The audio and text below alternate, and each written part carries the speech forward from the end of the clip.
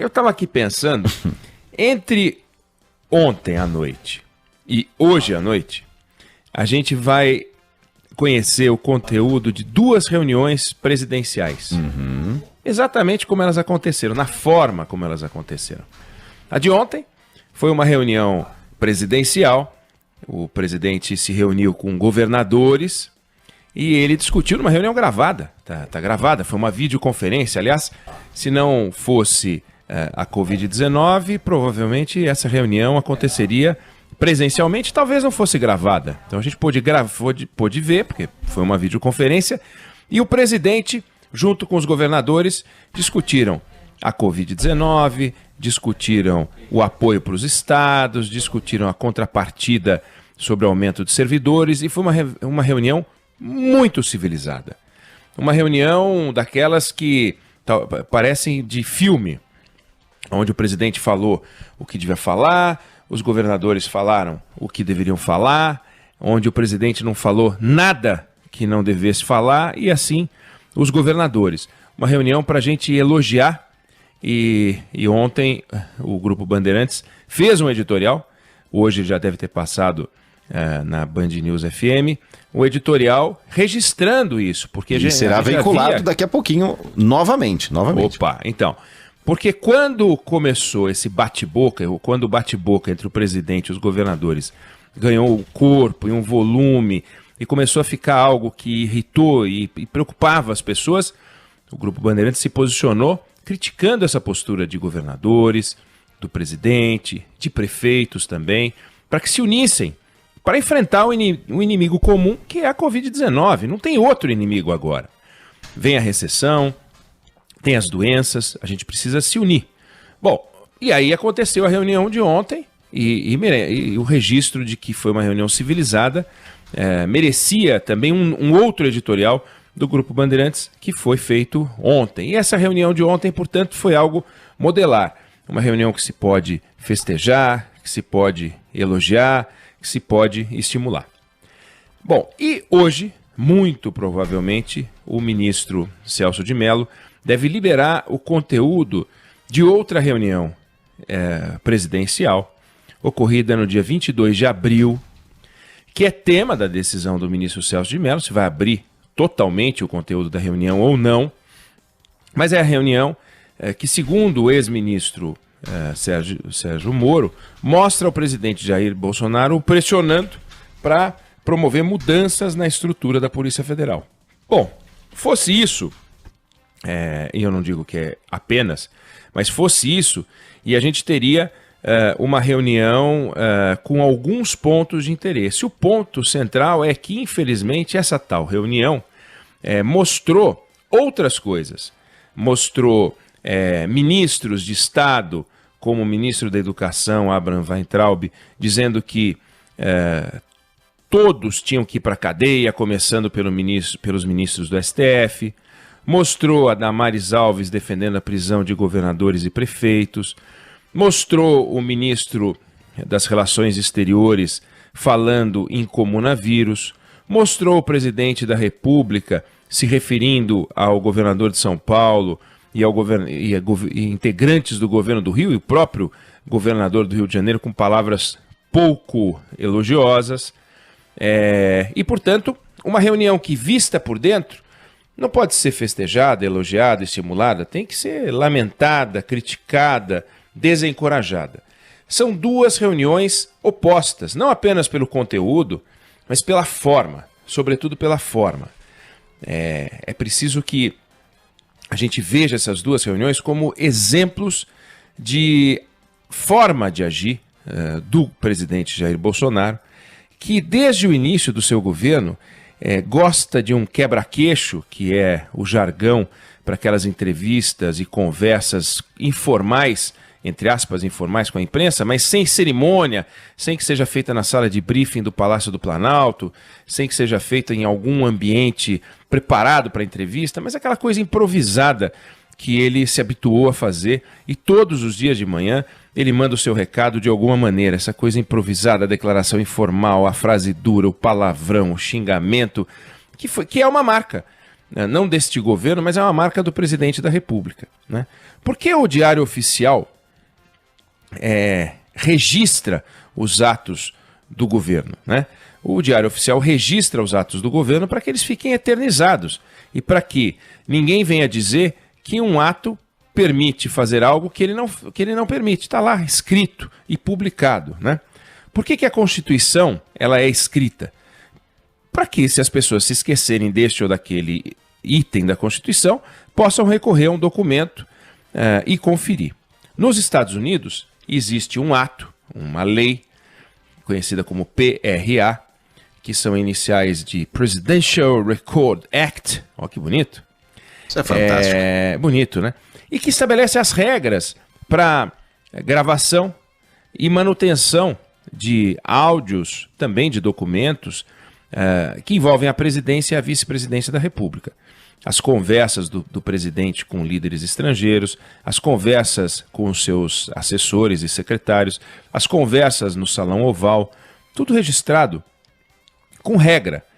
O que pode ser destruído, o que não pode ser destruído, o que o presidente pode pedir para destruir depois de ouvir os arquivistas, especialistas, em que momento tais documentos se tornam públicos. Aqui também tem regra para documento público e não, mas as gravações, todas elas são abertas depois de 5 anos, em até 5 anos ao final do governo, podendo o presidente pedir, em um certo número de casos, que esses documentos, que essas gravações fiquem guardadas por até 12 anos, não todas, mas uma parte delas. Então, esse registro das conversas, ele é muito importante para que você possa depois resgatar o conteúdo. E não tem regra nenhuma no Brasil para isso, não tem lei nenhuma no Brasil para isso, e, portanto, as reuniões podem ser gravadas ou não, e você não sabe depois, tenta reconstituir, eu disse-me-disse, o que eu falei a respeito do que teria sido dito na reunião é resultado de conversas com pessoas que estiveram na reunião e contaram o que ouviram. É fidedigno? O Weintraub disse que devem ir todos para a cadeia, começando pelos ministros do STF, ou devem ir para a cadeia só os ministros do STF, ou devem ir para a cadeia alguns ministros do STF, só ouvindo o áudio para você ter absoluta certeza. O que as pessoas dizem, recuperando o conteúdo, é isso.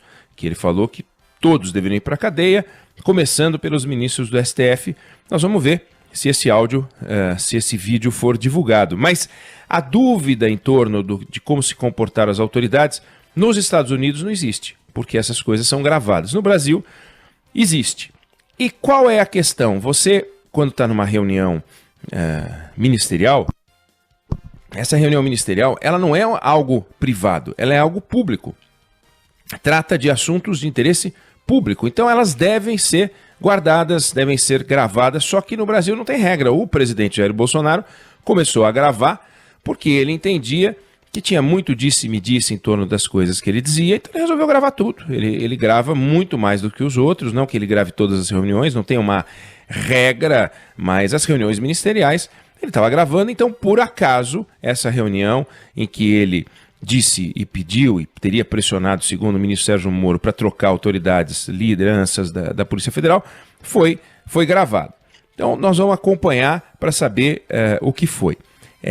O que chama atenção, e eu acho que é importante que fique claro para o ouvinte e que o presidente passe a pensar um pouquinho sobre isso, até pelo calor que isso está proporcionando para ele, pelo desconforto que isso está proporcionando para ele, pelo risco que essas coisas representam, que as relações no Estado, elas devem ser formais.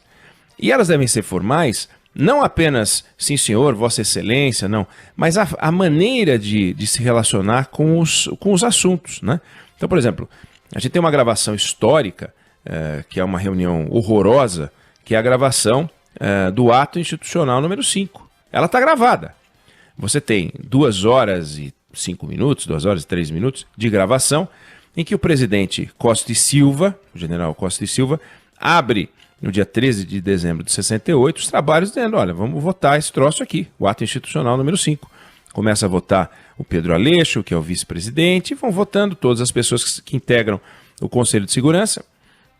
É famosa a reunião porque lá pelas tantas, um dos integrantes da reunião, o Jarbas Passarinho, ele fala, as favas, senhor presidente, nesse momento, todos os escrúpulos de consciência. E quando nós encontramos a necessidade de tomar uma decisão fundamental, tudo aquilo que fundamental é em condições normais passa a ser secundário em condições anormais.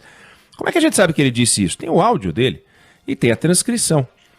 Isso é um registro histórico, é muito importante. Não tem disse-me-disse. Foi o que ele falou, foi exatamente o que ele falou. E as favas, os escrúpulos de consciência, foi uma frase que o acompanhou ao longo da vida e que ele tentou explicar o tempo inteiro o que ele quis dizer. Não é que ele era a favor, mas não era contra, aquelas coisas que geram desconforto, mas está lá o documento. Não tem interpretação, não tem eu acho que, eu não acho que.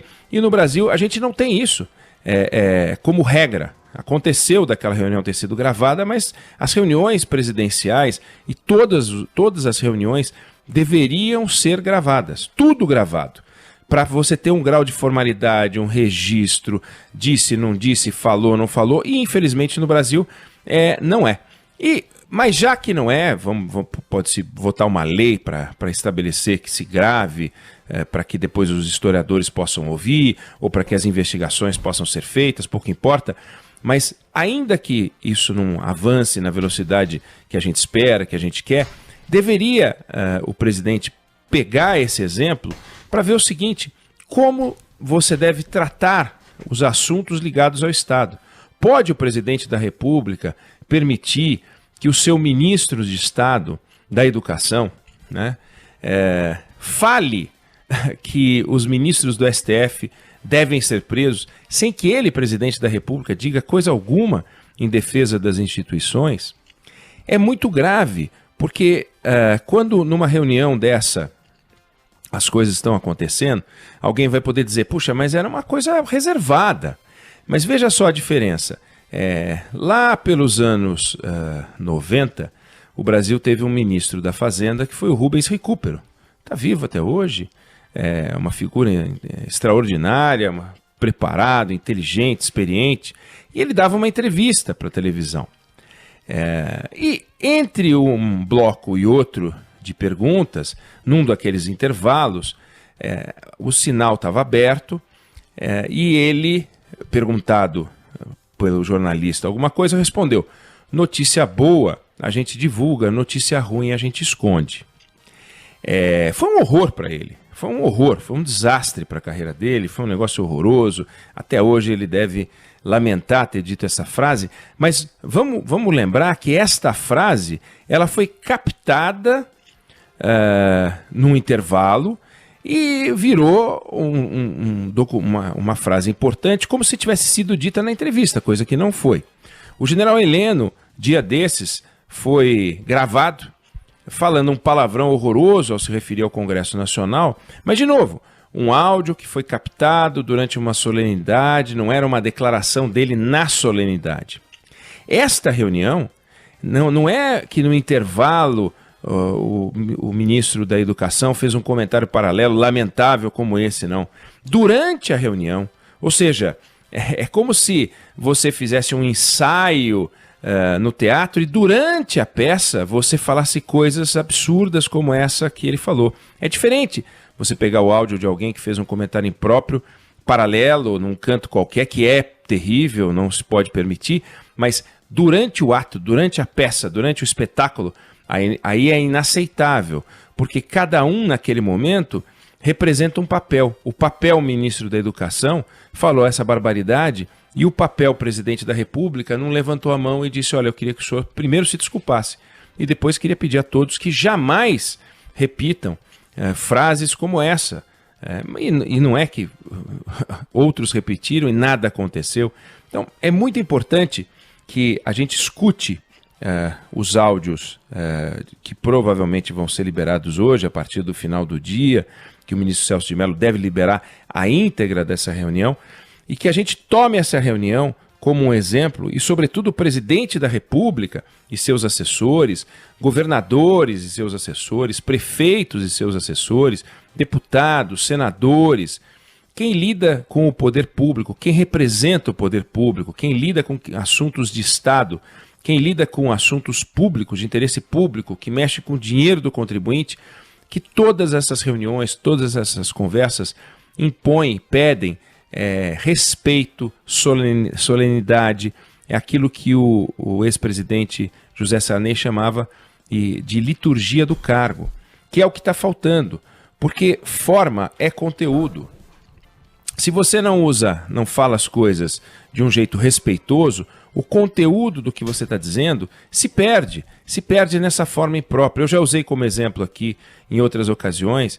Pega o sanduíche preferido seu, o hambúrguer que você mais gosta de comer, a porção de fritas mais bem feitinha que você pode pedir e, quem sabe, um milkshake, porque você está querendo detonar, ingerir logo, sei lá, 2.500 calorias numa só refeição, não importa. Tá lá seu milkshake, geladinho, gostosinho e tal, a porção de fritas e o seu sanduíche. Pega esses 3 itens, põe no liquidificador e bate. Faz uma sopa, aquele cremão horroroso. Come aquilo. Do ponto de vista nutricional, é igual, não tem diferença, são os mesmos conteúdos, mas a apresentação é lamentável. E quando a apresentação é lamentável, o conteúdo se perde, porque em vez de você querer comer muito daquilo, você fica com vontade de vomitar, porque é nojento. Então, quando as frases elas não respeitam uma certa forma, as palavras são a embalagem das ideias.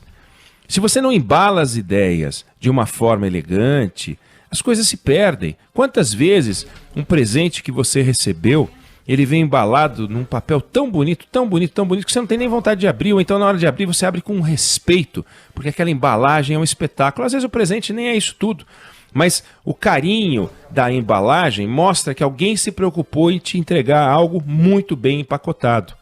E o que menos a gente vê nesse governo é a preocupação com isso.